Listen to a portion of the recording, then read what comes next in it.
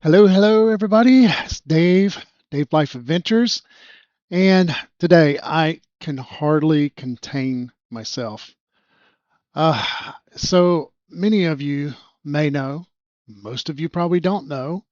My background is pretty technical, and in college I went to be an electrical engineer, and eventually taught myself programming, and have been developing code really for a long time now. I won't say how long because I don't want you to know how old I am. But anyway, I say all that to say I think like a developer a lot of times. So I was waking up the other day, I think it was yesterday actually, and I thought to myself, I was looking at my Victron remote management portal for the van. And I was thinking to myself, I really would like to do some automations with this. I wonder if there's some way that I could integrate something like a Node-RED. And that may be Greek to you. For me, Node-RED is something I've used over time for workflow automations. It's a great platform. Think of it kind of like a workflow automation kind of flow type thing where you can inject logic and things based on certain conditions. If this, then do that, but kind of on steroids. You may have heard of if this, then that before. It's similar to that, but just a lot more powerful, a little bit more technical. But I was thinking, okay, maybe I could put a small mini PC in the van. I was planning on doing that anyways to run an NVR, a recording system for the cameras that I have.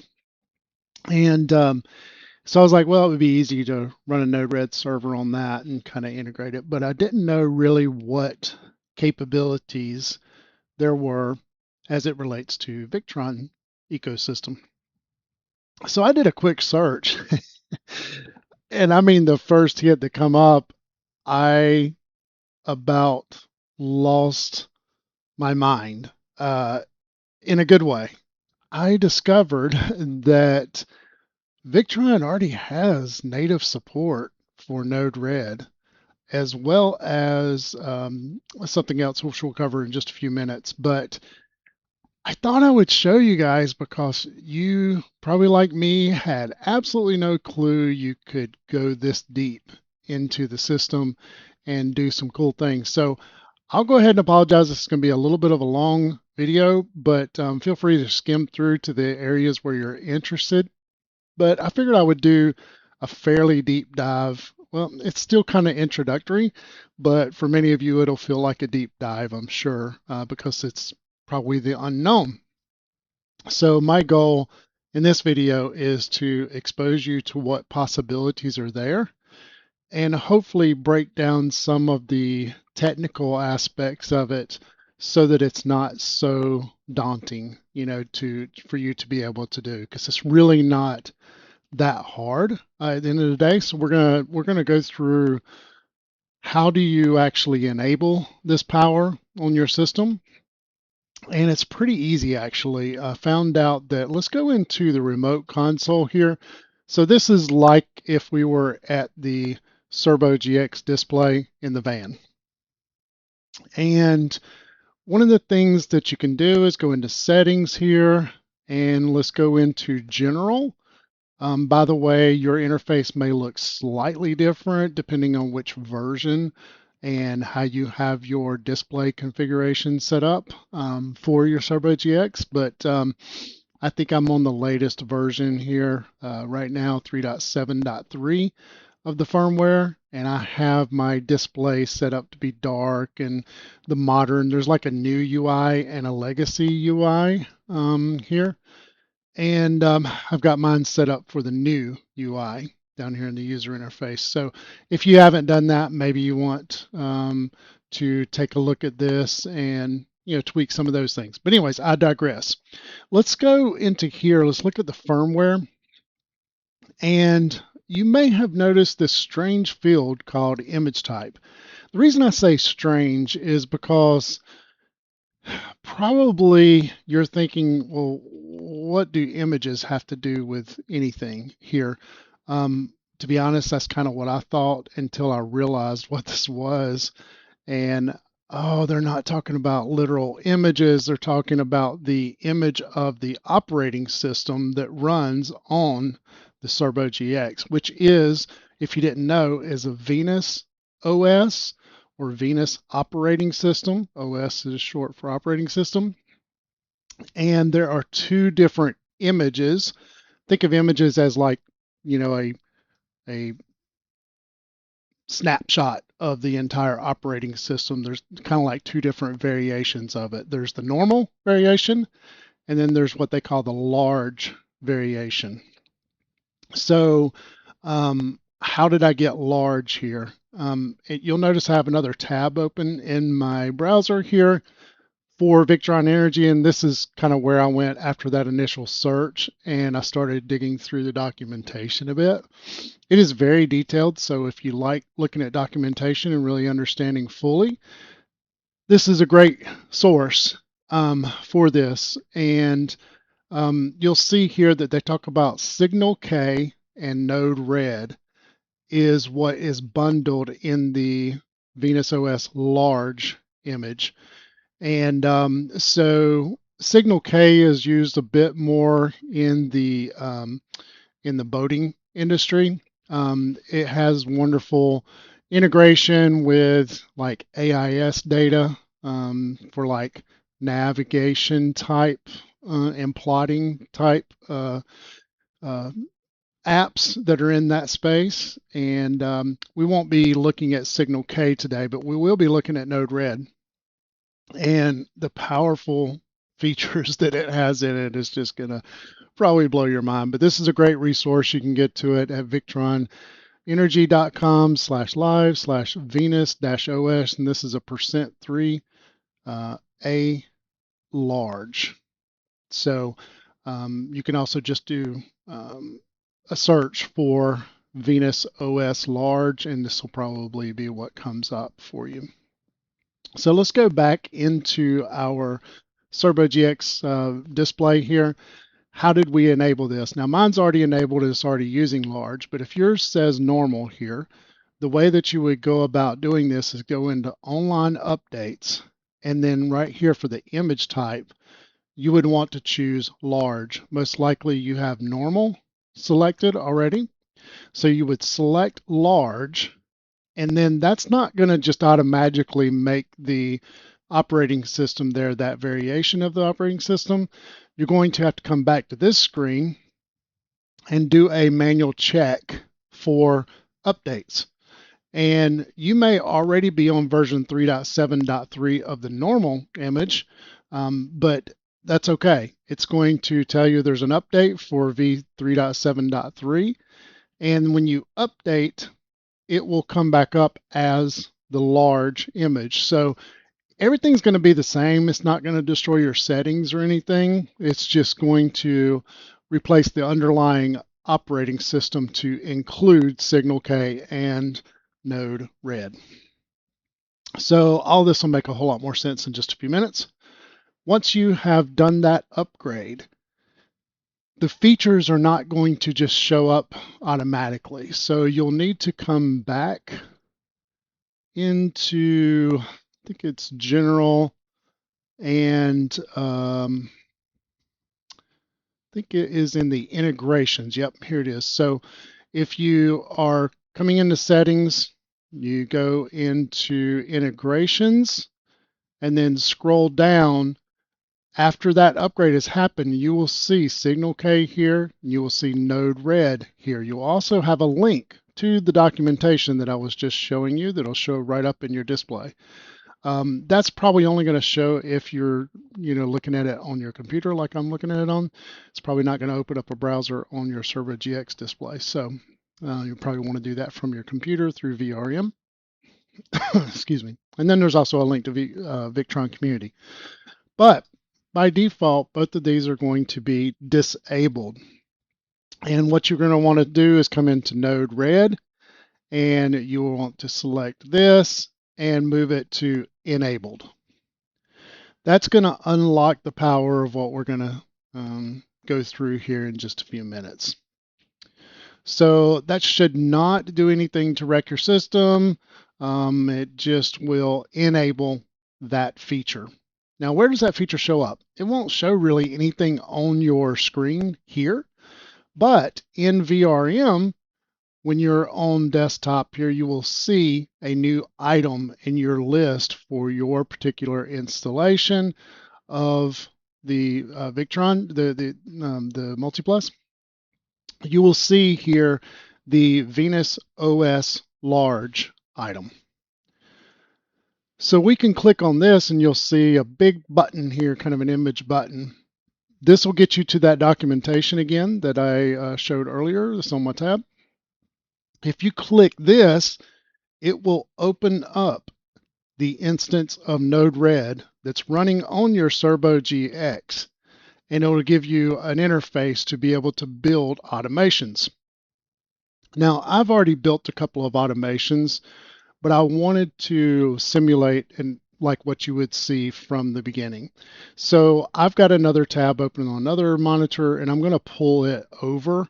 This is most likely exactly the way you will see it. When you open it up, it will open up some code that is unique to your instance, and this long URL ultimately ending in .victronenergy.com. And then you may or may not have a flow already showing in your tab. But this is what they are called by default. If you don't have anything here, you can just click the plus here and add a new flow. Now a flow, think of it as a workflow. So you're going to create a workflow to do something. So I figured we would do a simple workflow here at the beginning that really is kind of reading some values of things that are in the system and show you kind of how to debug and be able to see those values. So let's just do that. Here's a lot of the things that are over on the left here. These are what are called nodes. I'm not going to go too deep into explaining about all of these and what each of them do. That is a really long list of things that you can do in here, but you will learn as you go along. So I think, just following some of the examples that I'm showing will get you started, and then you can kind of go down the rabbit hole of some of those if you want to do some other things or more advanced things. But all of the ones that are listed first, all the common ones, let's see, functions in here, networked thing. This is what you would see in a normal Node-RED instance that is not really integrated with anything else. Same thing for sequence and parser. I'm just collapsing these down. And then storage, all of those from here up are normal Node-RED type nodes that give you common functions that are useful regardless of the application that you're in. However, you will see in this instance of Node-RED, they have already loaded all the nodes that are available from Victron Energy. So this is really, really powerful. Just a quick crash course. Anything that you see in this list that has a little kind of a rectangle over on the right-hand side, this is considered an input to a workflow. And anything that has the little notch on the left or little rectangle on the left, that is an output. This will make more sense in a few minutes. And then anything that has it on both sides and is usually a different color, it can perform certain things. We'll leave it at that because it could be a lot of things. It could be a calculation. It could be logic to test for if something exists or not. But if you got it on both sides of it, that means it has an input side and an output side. Today, we're not going to use any of these orange ones down here. These are more for custom type things. So really, if they don't have something out of the box as a blue node over here, these here open up a whole world of things that you can do that's outside of the normal for Victron Energy. So let's do something fun here. Let's in my van, I have, and I think if you've watched any of my other videos, you probably saw a video about Ruuvi tags that I have over here that are reading temperature, barometric pressure, humidity, as well as motion. And I have those integrated with my Cerbo GX via Bluetooth. Really super easy to set these up. I've got another video on that, so feel free to go and check that out if you're curious on how to set up Ruuvi tags. But I like to monitor different areas of the van, and right now I have 4 of them set up. So we're going to tap into Victron to read those temperatures in Node Red. Now, why would we want to do something like that? I'll give you an example. In my situation, I have a Ruuvi tag that's sitting in the headliner storage area above the cab of the van in the front. And you may have heard it called the Starlink cabinet or something like that, that has a kind of a panel that closes that off. Well, mine's opened up and I've turned that really into my network closet, if you will, or network cabinet. So I want to monitor the temperature in there. And when it gets to a certain temperature Fahrenheit, let's just say 80 degrees, I want to automatically turn on a fan in that compartment to keep it cooled down, to make sure that the electronics in there are kept cooler, that they don't overheat. And that is one thing that I would want to do. So let's take a look in Node Red and see how we would start that. We're not going to completely implement that because connecting to a fan is outside of the Victron system. So that's going to be a little bit more complex in the end, but let's just at least read the values and show how to debug that situation and learn what the temperatures are. And we'll toggle back and forth between our VRM here and Node Red and be able to see if it's telling the truth or not. So let's look up temperature sensor over here. This is an input node. So all you have to do is drag, left click on it and drag it over anywhere into this grid. So once you have it over here, you can double click it and that'll get you to the properties of that particular node. And that is the same thing for just about any of these. You'll be able to get to the properties that way. So what we're going to do is we're going to do temperature sensor, and check this out. Already in this drop down, that's my 4 Ruuvi tags already. So which one do I want to do? So that, isn't that cool?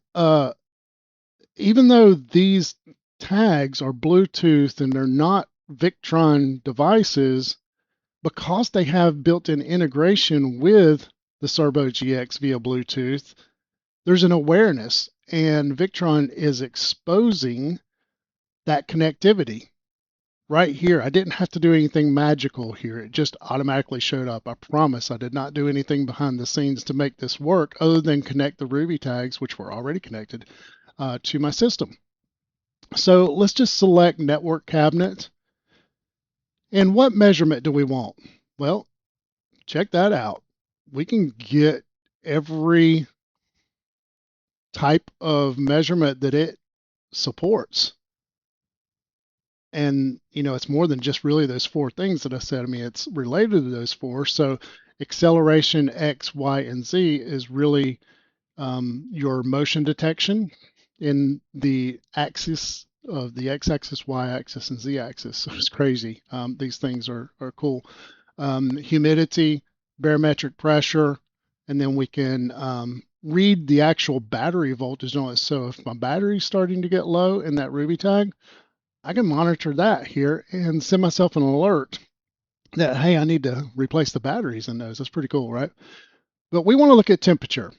And this is in Celsius. So if you're in Canada or somewhere else that works off of Celsius, this will be fine for you. But for me, one of my pet peeves is, even though I can set it up in the portal here to show Fahrenheit, that's through a setting, by the way, and it'll automatically do the calculation for me.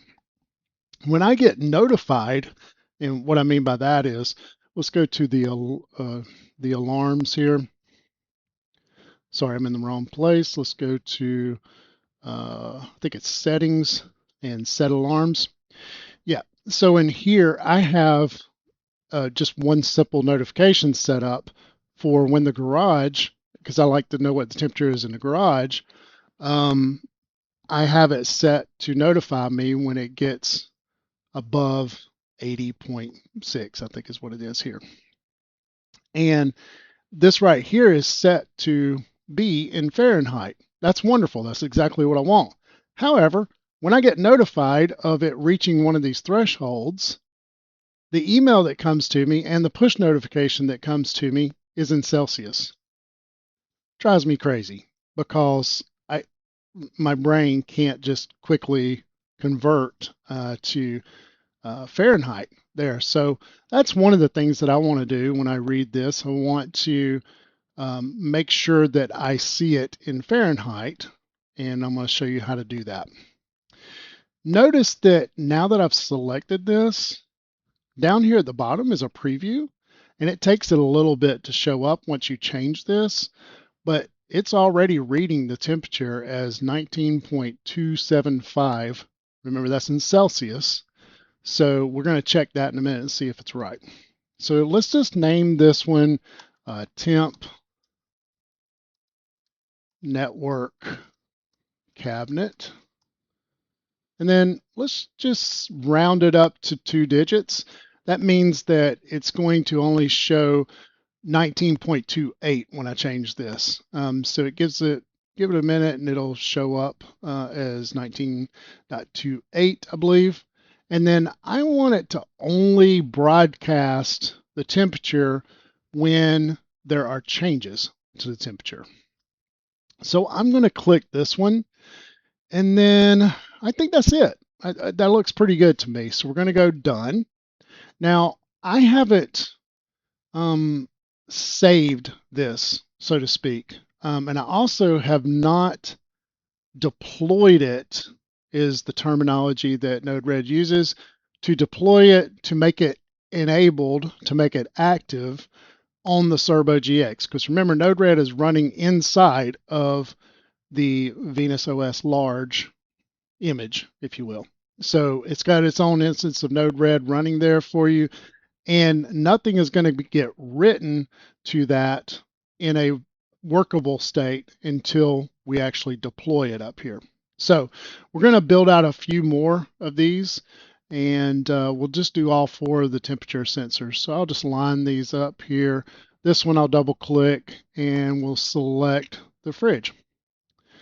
We want to measure temperature Celsius. I'm going to name this one temp fridge, and we'll round it to 2 digits as well.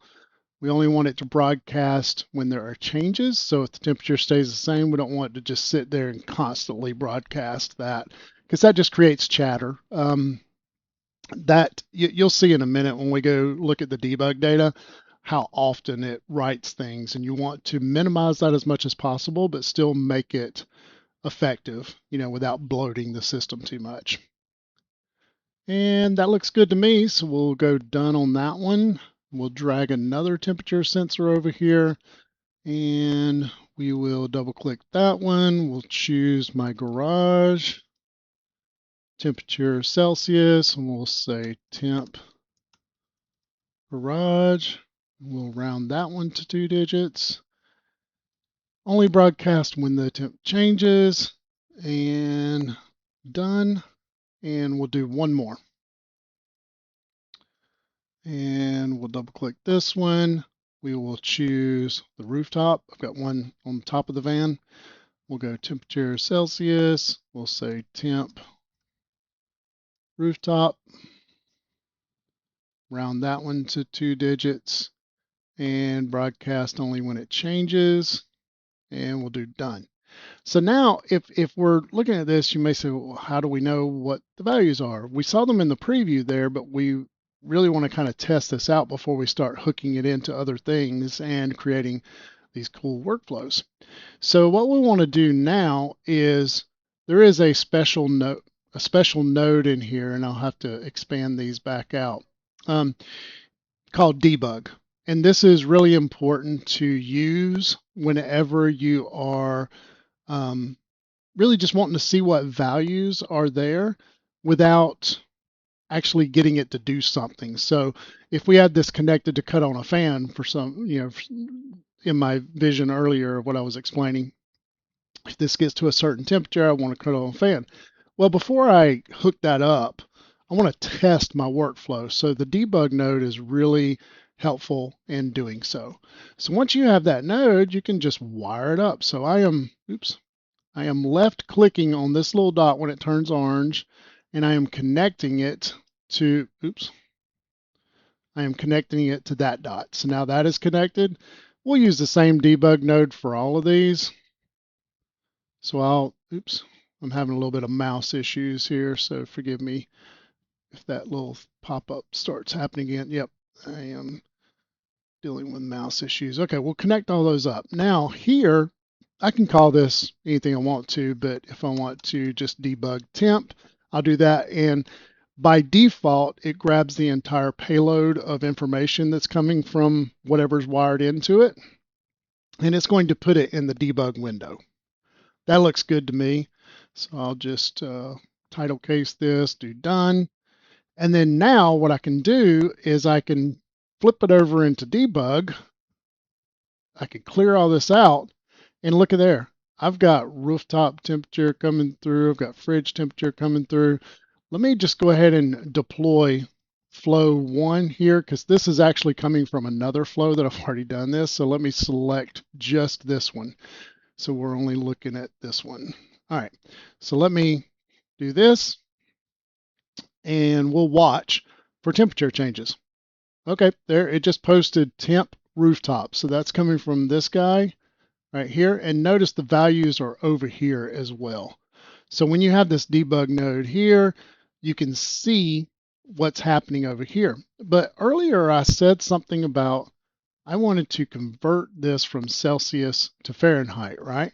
So we see that it's reading the temperatures, but they're not in Fahrenheit. So let's get those into Fahrenheit. So we will we can keep that debug open if we want to. We're going to use another node to be a function, all right? I'm going to drag this into here, and what I want to do at this point, I want to move all of these and bring them into this function first. And so I'm going to delete all of these wires is the way these are referred to. So think about it like you're wiring up a circuit. That's kind of the way the workflow stuff works. You're just kind of wiring these up. So now I'm going to put all of these putting all these temp sensors into the function here, and then we'll actually create a function to convert the values that are coming from the temp sensors that, apologies for the mouse issues here. And then let's put the debug after that, right? And then on the function, I'm going to double click. We'll just call this something like convert C to F. So convert Celsius to Fahrenheit. So this is where you have to have a little bit of technical knowledge. And, if you guys are good with ChatGPT, it is actually surprisingly good at Node-RED help. So, you could ask ChatGPT, hey, I am trying to build a Node-RED workflow for my van, and I want to convert Celsius to Fahrenheit. How would I go about doing that? And it'll tell you exactly what kind of node to use and what to do. But when the message comes in, remember what was coming out of over here was msg.payload. So that's message, and we're looking at the entire payload. So what we want to do is write a little function here. Right now it's doing nothing. It's just returning the whole message. So at this point, we're seeing the exact same thing as we saw just a few minutes ago when we only had debug in there. But let's do some function here. So let's write some JavaScript. We're going to do let, I'm going to call it temp C for the temperature in Celsius equals message dot payload. All right. That's what we had coming into it. So whatever's coming into it, I want to set a variable, and the value of that variable will be message.payload. So that'll be, right now it's coming in as the value in Celsius. So that is the payload in the blue over here that's coming in. All right, so now let's do another variable. Let temp in Fahrenheit equal, we're going to have to do a little bit of math here. So we'll do temp C. We need to multiply it by 9 and then divide that by 5. So that's in our parens here. And then we need to add 32 to it. All right, so that should get us temp F. Now what we need to do is we need to change the payload that came in to be set to equal. And I'm going to use backticks here because I need to put a special character in here. So the syntax for that, you don't have to worry about this too much, but we're going to use $, and then I got to do open brace. Make sure, there we go. There's my open brace. We're going to do temp F dot, and this is a method on the end of on that to do to fixed, and this is going to just fix it to 1 decimal point. So whatever temp F is from this calculation, we don't want it to be dot, da, da, da, da, da, da, da. We want it to be dot and then 1 character. So I'm going to fix it to 1 character after the decimal place, and then we're going to close our brace and then space, and then I want to do degrees in Fahrenheit. So I'm going to do a special character here. I did Windows dot here to get up this tool, and there's my degree symbol. So I now have that in there. You can also copy and paste that from somewhere else where you have the degree symbol. And then I've got F. And then we've got the back tick already there. So we're going to do a semicolon to end it. And then we just return message again. So that should convert us the temperature that's coming in Celsius. It should do some math. And then we do some formatting on that math to have it spit out. So now instead of seeing numbers like this, we should see the Fahrenheit to 1 decimal point and then the character degree Fahrenheit or F right after it. So I'll do done. And then now we can deploy this one. And let me just clear all this first, and then we'll deploy this. Check that out. Now we've got our degrees in Fahrenheit coming over here in our debug. So is the data right? Let's just take one here. There's my garage temperature. It's saying 66.5. So let's go over here, look at the garage. And it is 66. Well, it just changed from 6 to 5. Remember, we're broadcasting only when it changes, so we have to look at the latest one, in there. But let's look at the fridge. 34 degrees Fahrenheit, so 34.0, 34.0, perfect. It's working. So that is a simple example of kind of helping you understand what Node-RED is and how it could be used. So now you start thinking, well, I'd like to do something like that. So maybe you have a situation where you want to do something like me there, and you want to turn on a fan at a certain temperature, or you want to send a notification that is controlled. I know one thing I'm going to do. I'm going to fix those notifications that are coming from the native VRM notifications, and I'm going to inject my own notifications and turn those notifications off. You can do that because right here in this, you actually have a way to output. I saw it here somewhere. Let me scroll up to the top. You do have a search here. You can just start typing. There it is. So Victron Energy inject notification. Well, I'm going to use that, and I will inject my own notifications when they meet certain conditions. So I can get my emails and my push notifications in the right format. So pretty powerful, right? So we'll take a breath here, and I want to now switch gears into a real world scenario. And I'm going to walk you through a workflow that I've already created. It is a little more advanced, but it will show kind of how you'll need to think about these things when you're doing it. And again, ChatGPT is surprisingly good at this. Everybody knows, as I know, uh, a lot of times it's good what you get back, but you need to know enough to know when it's not right. This is one of those areas that's pretty concrete, and I'm not going to say it won't mislead you, but it'll help you refine your workflows. Because one of the things that you can do when you get a workflow um, done, you can actually right click up here and export the workflow and flip over to the JSON tab, copy it into your clipboard, and then you can actually paste that into ChatGPT and ask a question. Hey, can you check my workflow? This is what I'm trying to do. And it can read that JSON representation of your workflow and help you to refine it. It'll even tell you, oh, you need to disconnect this wire and you need to change this function to do this. And it'll actually name things the way that you have named them in here, and it understands all that. So it's really good at that kind of thing. So just a tip there. And I actually used it to help me with some of the things, because I would say I'm not an expert at Node-RED, even though I have used it before and I understand the concepts. There are things that ChatGPT was able to point out to me that were more like safeguard situations that I wasn't even thinking. I was just thinking of the raw thing that I wanted to do. When this happens, I want it to do this and check this. And if that condition is met, then I want it to do this. But it was a little more complicated than that. And you'll see from my workflow here in a minute. So let me explain the scenario that I am trying to build a workflow for.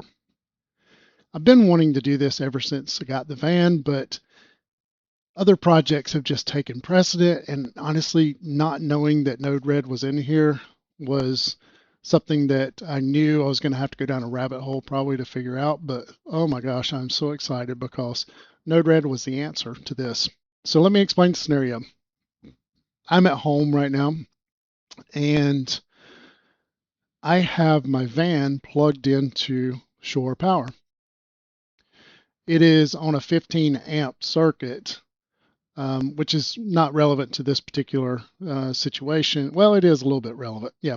You'll see later where that comes in, but this could apply if you were on 30 amp or 20 amp as well. But when I'm parked in the driveway, for many days, I am kind of a stickler about making sure that my battery charge remains within a certain range.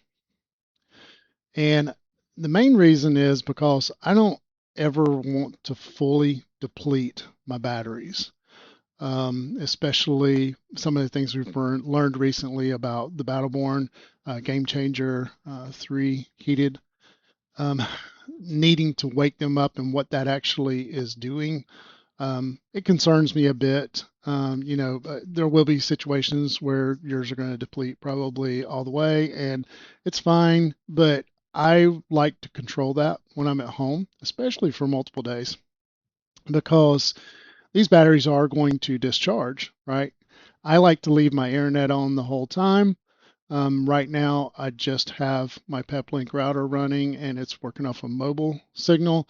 So I'm using the radio antenna, or the 5G antennas, and I have it tapped into my Wi-Fi here and all that. So I'm not running Starlink right now, so that's why you're not seeing the crazy higher loads on the system.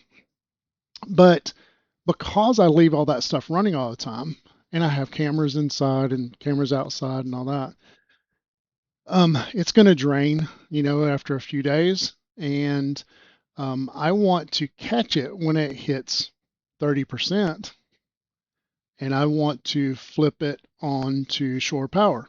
So I leave it plugged up, physically plugged up, but I don't want it to always be on shore power and keeping it topped off. I mean, it does a good job at that, at not overcharging the batteries, but I want to let the battery cycle. I want to go on inverter only. When it hits 30%, I want to kick in shore power and let it charge back up to 100%. And then I want to kick it back to inverter. Well, that's been a manual process for me since I got the van, and notifications help because I've got a notification set up to where when it hits 30%, notify me that it hit 30%, and then I can manually come in here and go to my remote console. I can do this on the phone, obviously, as well, or in the van. And I can click this guy up in the top left and switch the mode from inverter only to on and set, and it'll be on shore power until it charges up. What we're going to do here now, though, is we're going to do that automatically. I do not have to monitor that anymore. It'll just automatically happen. When it hits 30%, it's going to switch over to shore power.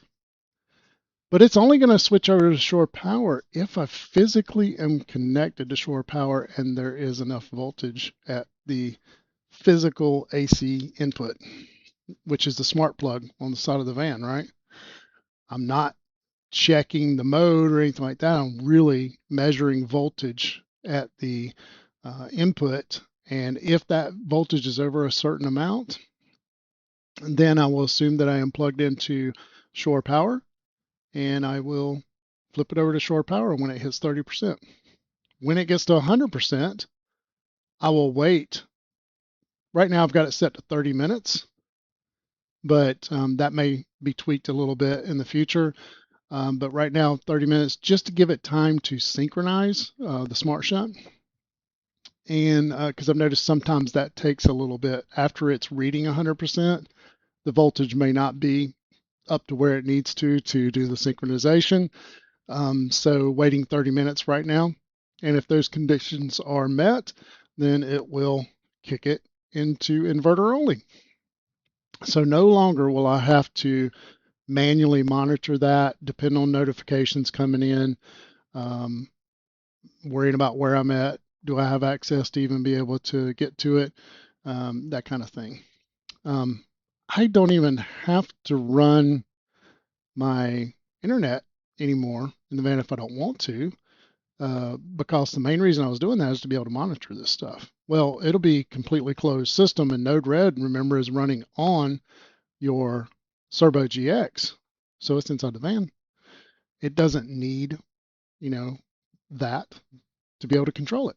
So anyway, it opens up a whole lot of opportunities. So that's the scenario that I'm trying to achieve through automation. So let's go and look at that automation. I'm going to unhide my workflows that I've got, and I've got one here called Manage SOC, which is state of charge. And notice this one's a little bit more complicated, but it's still not crazy, okay? And I'm going to walk you through this, and I am happy to help anybody with this kind of stuff. I love this kind of stuff. I geek out on it, and I like solving real world, scenarios like this. But this is so powerful, so powerful. So let's walk through it. Notice I've really got two different workflows within this same flow. What I mean by that is these three nodes up here are not connected to any of the other nodes. So what this is used for is just detection only, but then I use that information in another node in these two flows here. So let's walk through it at a high level. The top flow, if you will, up here, or the these nodes, this is detection of voltage from shore power. Right now, you'll see that it says 124 over here.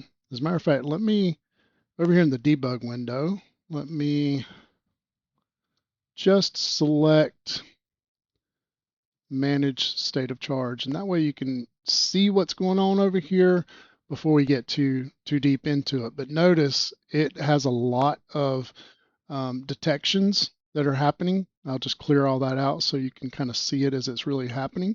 But right now the voltage is being detected as 124, and it just popped down to 123 for a second and came back up to 124. So this makes sense because it is common on a circuit like this at home to fluctuate a little bit there, but it's good power. It's going to be, you'd expect it to be right around 120 volts. So in this right here, this node is a VE, so Victron Energy .bus system node. So over here in this list, let's cancel out of this and I'll come back down into it just to show you. This is an input node right here, VE.Bus system. All right. So if we go back in here, then you'll see that I have selected the inverter. That's the name of my inverter, NV MultiPlus. Yours may just be the generic name, or if you've renamed it, it'll be whatever your name is. And you can choose all sorts of measurements here that are coming off of the bus there. So in this case, I wanted to check the voltage on phase 1 for the AC. And this is, there are 2 inputs in your system, and I think all of them that are GH1s at least. There's only one input being used, and that's the shore power input, which is the smart plug there. But input 2 would be for something like if you wanted to tap in a generator to that. But in our system, only one is being used. So I'm actually looking at the input voltage off of that. And I just named it shore voltage. And then I don't want any rounding beyond the decimal point, but I do want it rounded to the nearest whole number. Otherwise, this is going to change a lot. You know, it's going to fluctuate quite a bit. That's alternating current for you. It's just going to fluctuate a lot. So I do that, and then I mark it to only post it, broadcast it when there are changes. So notice ever since I cleared this out, it's only changed twice. So that just cuts down on the chatter quite a bit, and that could be really good. All right. You can also see the full value being read right here, so 123.7 volts. We'll see how that's used later on, but this is just reading that information. Then we have what is called a change node. So what we want to do is when this gets a little bit in the bowels of things, but what I chose to do was to set a flow variable that I could name anything I want to, but I named it shore voltage. I'm using camel case here because I may need that in JavaScript later on, and I'll show you. But this could be anything. It could be foo if you want it to be. But there are flow variables, and then there are message variables. So I'm actually setting a flow variable equal to the message.payload, which is coming from, that's what comes from the other node, this spitting it out. This may not make sense why we're doing that, but I'll explain it a little bit later and it'll make more sense at that point. But we need to keep from different nodes overriding each other. So one of these nodes down here leverages message.payload, and we want to make sure that this is handled discreetly from that or differently from that. So this top one here is really just setting that variable based off of the readings that it's getting off of the AC input over there, the voltage reading for phase 1. This is just a debug node to spit out message.payload just to see what it is at that point. We don't have to have this in here, but I like to have debug nodes in here, even though I've deployed this to the van. This is fully functional at this point, but okay, so that's the top piece. The next flow is when the state of charge, which is the percentage, right now it's 81.1 that it's reading. If I come over here, that matches what we see here. It also matches what we see in the VRM there. So we know that's correct, but this is if I double click on this, you'll always see the kind of node that it is up here. This is a battery monitor mode. So I have chosen my SmartShunt, which is my master battery monitoring. I want to detect or measure the state of charge. So I named it state of charge. And then I just round it to 1 digit past the decimal point. And I only want to post that whenever there are changes. So right now it's sitting at 81.1. So what we want to do here now is this right here is a different kind of node called a switch node. So we've got one here that says, and this is just a name, this is just text, this doesn't do anything right here. What this does though is it reads message.payload, which is also the output of the state of charge here. And we want to know when it is less than or equal to 30. Few little gotchas here that you'll want to know about. There are different expressions that you can check here. In this case, we are reading a number that's coming from over here. So we want to make sure that this is number. By default, this type here is going to be string. So you want to change it from a string to a number when it's a number, and vice versa. If we're doing a string comparison, we would do that. And you can add multiple conditions to this, but that's all the conditions I wanted to check. I wanted to see if the state of charge was less than or equal to 30. So if that is true, then I want to also check the shore voltage. That's coming from over here. So now you'll see why that variable made sense. I double click this. This is a switch node. Okay. And what that does is I'm going to read flow.shore voltage, which is what I set over here. And I want to make sure that it is greater than 100. So in North America, shore power on this kind of thing, you're probably going to fluctuate somewhere between 110, 120, depending on kind of the circuit. So I thought 100 would be a good safe detection. If it's below 100, I don't think I want to charge on it because it might be some dirty power that is coming in. So this seemed to be a good number to go off of. So as long as that shore voltage is greater than 100, and again, this is a number, so you want to make sure that it is set as such here, because this is a number that's coming from over from this spot. We want to also see, okay, is it less than 30% state of charge, and is shore voltage greater than 100 volts? If that is true, then I want to do another change node here, and I called this set mode to on. And what we're doing here is actually changing this mode that is right here. So here we're going to set our payload, message.payload is kind of how we pass in the values from these different nodes, to the value of, this is a number, 3. Now why 3? Because when you do that, you'll see over here when we finally get to the point where we want to actually change this, I'm going to jump over here and we're going to come back to this because this can get a little bit confusing here with these two nodes. This is the actual changing of the node or mode of the inverter. So here we have our inverter. This is a VE.Bus system control.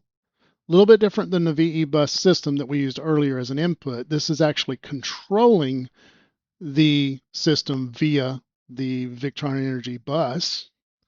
So we've got an inverter selected, and this is the measurement that we want to change. And right here, it tells you the values that you can use. So now this is probably making more sense, right? 1 would be charger only, 2 would be inverter only, 3 would be on, and 4 would be off. That is directly proportionate to what your options are over here, but they're just in numeric form instead of text form like it is here. but this is how this is going to work. So if those conditions are all met, then I want to set the value to be 3 or on, right? And then I name this low state of charge protection. So I don't want it to get below 30 before it switches it to on, all right? So now let's go with those in-between nodes and look at them again. This is setting the payload because this guy needs 3 to be coming in so it knows what to do, all right? This one says block this workflow if it hasn't changed, right? So it's just a block that says, well, if it's the same as it was before, then I don't want you to change it again. So this will keep the system from unnecessarily trying to change the inverter mode when it doesn't need to. So if the mode was 3 before this, then we don't need to change it again to 3. It's already at 3. So again, that's cutting down on the chatter and avoiding some edge case scenarios where the value could have changed. And we just want to detect if it's changed. If it's changed, then yeah, sure, go ahead and let it through. But there's other things in the other flow here that could change that value. So we want to make sure that we have the right protection in there. So now you're starting to see it. If it's less than 30%, ultimately we want to make sure that we're plugged into shore power, because I don't want to try to charge the batteries when we're not plugged into shore power. It won't work, right? It won't hurt to turn it on instead of being inverter only, but it's not going to do anything because you're not plugged into anywhere that'll charge it, right? So no sense in doing that unless we are plugged into shore power. And I love this because I don't have to think about this anymore when I get home, or if I'm at a campground or at a friend's house and I'm plugged into shore power. This is just going to work, and I don't have to worry about managing it. Okay, the second workflow here, or third one, I guess you would say, is the situation where it is equal to 100%. So this is very similar to the less than or equal to 30%. It's just a different condition. It does check the payload, and this is the equal, which means it is definitely equal to, and this is a number again, so it needs to be a number, 100, right? So we want to check that we've reached a state of charge of 100. Then I want to wait 30 minutes. Now this is a different kind of node that we haven't seen yet. This is called a trigger node. So we want that trigger node to send nothing when it gets hit initially, but then wait for 30 minutes and then send a 1. This will make sense in just a minute while we're doing that. We're going to let a value pass through after 30 minutes. And then we're going to check again if we have shore voltage, because we need to do this at that point in time, which is different from this point in time. So it's a different workflow, but it's the same variable that's getting set always up here. We check to see if it is greater than 100 volts. If it is, this point we're going to set the inverter. Oh, okay, I remember now. 1 just says pass it on through, let it be through. And then here we're actually setting the payload to 2. And then, so this is similar to the other one where we set the mode on, except for this time we're using a value of 2, which matches over here. The value of 2 is inverter only. Okay, hopefully that's making sense. And then the same kind of check here, we want to make sure that it has changed. If it has changed, then yeah, go ahead and let it pass through and do this thing. But this is the same as the other one. We're just checking the payload to make sure that it has changed. Let's see. The last little part down here is we want to, this guy here, remember it sends nothing for 30 minutes and then it sends a 1. So what we want to do is that's going to happen when it equals 100%. But when it flips over to inverter only over here, well, that percentage is going to start to drop again, right, of the state of charge. So when it drops below 100, what we want to do is reset it. So similar to the less than or equal 30 and equal to 100, we want to do a less than 100. Again, this is a number, so that's the 100% of state of charge, right? Here, we've got another change node that is setting message.reset to true. And what that does is it just is tied into this wait for 30 minutes so that it can kind of restart the timer, if you will, because you don't want that happening. You want, when this condition happens again, for that 30 minutes to reset, right? So this is where we reset that timer, if you will. And that's really it. The other two blocks here are debugs, but what an amazing, amazing setup. So what we're going to do here is I'm going to show you how I kind of debugged this and tested this, because right now my battery state of charge, if we go back here, is at 81%. So I'm not close to the conditions to be able to test this, right? So you have to be careful when you're doing this, but you can change these values temporarily and test it out to make sure it is working. And we use these debugs to do that. Now, as we're changing values, what I like to do is to delete the wires that are going to the thing that's actually changing the inverter there, you know, at the end, the mode. So that way we're just testing what it's going to do, and we'll watch the debug over here when it does it, right? So let's do that. I've deleted those two connections there, those wires, but I still have my debug going on here for these. So we should be able to see stuff over here. So let's change this condition to be, instead of less than or equal to 30, let's look back over here what our current state of charge is. Let's make it less than or equal to 82. How about that? So I will double click this and we'll just change this to 82. And I'm going to change this because I like to have a visual there of what I did, so that I won't accidentally write that. So we have to deploy these changes, right? So I'm going to clear this out over here, and then I'm going to deploy this right away so that we can see that it's going to try to turn the charging on. So we should expect to see a 3 pop up over here on the mode, right? So I'm going to clear this out and deploy it. And let's watch over. Yep, it did it. So we have shore voltage, and there's the state of charge payload going to 3 right there. So it's already happened. And when I hover over this 3, you see how it puts a red dot around this debug? That's where that message is coming from.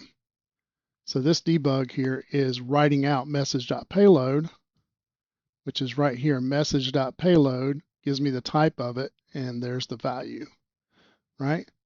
So we know that this workflow path just happened. Now you could put debugs in different points along the way here too, but we really have every bit of information over here that we need to show that at least that path is working.